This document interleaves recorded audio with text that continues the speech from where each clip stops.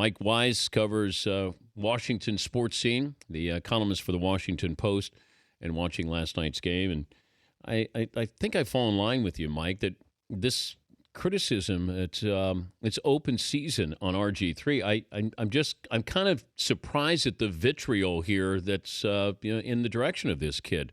Why is he getting all of the criticism? I'm not quite sure, Dan. I think part of it is that he was probably overpraised a little bit. I mean, and we probably went too far. And I know in Washington here, he wasn't just a football player that could lead a team to a division title. He sort of became the messiah in cleats for a struggling franchise that hadn't really known big success for a long time. So I think that's part of it. But I do, I think it's fair nowadays to scrutinize anybody based on how well they play and how well they don't play. I have a problem, especially a guy that's still 23 years old, when we equate bad QB play with bad guy. And I think sometimes the character assassination, that goes too far. Well, this is almost like a market correction that we overpraised. Now we're going to correct it and, bring him back to reality here. But you're right. If a guy shows confidence, then he's a leader. If you're losing and he shows confidence, then all of a sudden he's a me-first guy. And you get that feeling. I've felt, for the last year that there's a disconnect going on with this team, whether it's quarterback to coach, coach to owner, owner to, star player, teammates to quarterback. Can you connect the dots here and tell me exactly how this all plays out? What's the end game?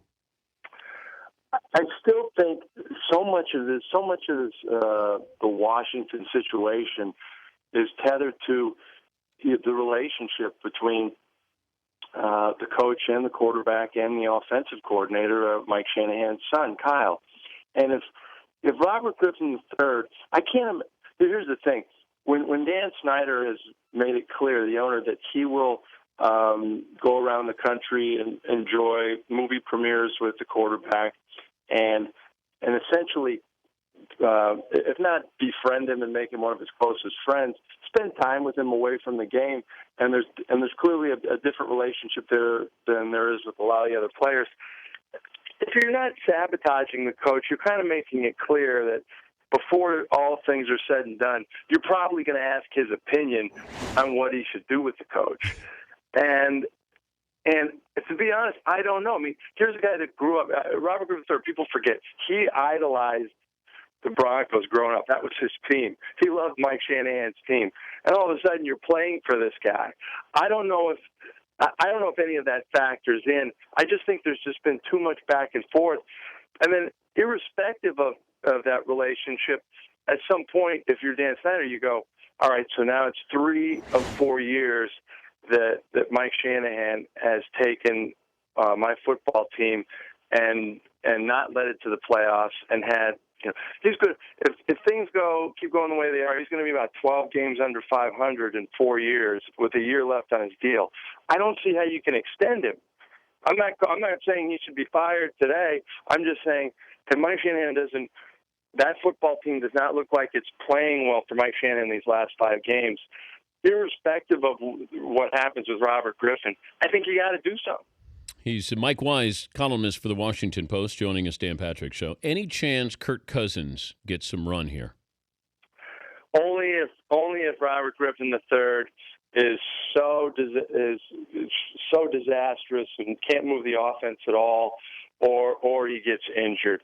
I think a lot of their thinking this season was, even if this guy's coming back from major knee surgery, we have to get him his reps, and this has to be part of a process. This can't just be about this season. And if it is, I understand that as a coach, you want to win the next game, and as Mike Shanahan, the GM, he has to worry about the future. He has to put aside his coach goals right now and think about the future of this franchise. And I think you get the guy all the reps you can, unless he's hurting, unless you think that you're putting him out there and you're sacrificing his body. It's not because I don't trust Kirk Cousins. I think that you're still trying to build this thing for the future. and playing Robert Griffin III is how you do that. Ahmad Brooks said after the game, RG3 is not 100%. You know, that he doesn't have that burst that he had his first year. I don't know if he ever gets that back, but I just get the feeling he's thinking too much about what he's supposed to do, supposed to be, what's right, what's wrong, my knee. You can just see these guys. Same with Kaepernick. I mean, they're acting like they're young quarterbacks. This is the way young quarterbacks used to act. And you could see where he's not instinctive like he was in his first year. Yeah, I agree with that. I don't think he has the explosiveness he did a year ago. And I also think, not that he's fine with that, but at some point he understands that he's not going to last as a, I don't know, more than 50% running quarterback. Dan, I think he realizes that he's not going to become Terry Bradshaw anytime soon, but he needs to learn to develop more into a drop back passer at some point, because, you know, read option is nice, but it has to become the threat of the run more than the actual run. Eventually guys will get tagged, and, you know, and he'll tell you this off the record. If you ever talk to him privately, I think he knows, like a lot of quarterbacks know, that offense is great in freezing the linebacker for a half second. It also works against you from an official standpoint. If an official thinks you may run, you're not getting the benefit of the doubt when you're getting hit after the play. If you're a drop back guy and that happens, all of a sudden, oh well, come on, you can't hit him after the play. But if you're a read option guy, you get mashed. You're less likely to call a penalty for a late hit or hit to the helmet if you're a read option guy. If you're an official. The topic of the Redskins nickname kind of cooled off here in the last couple of weeks. Has Daniel Snyder weathered the storm?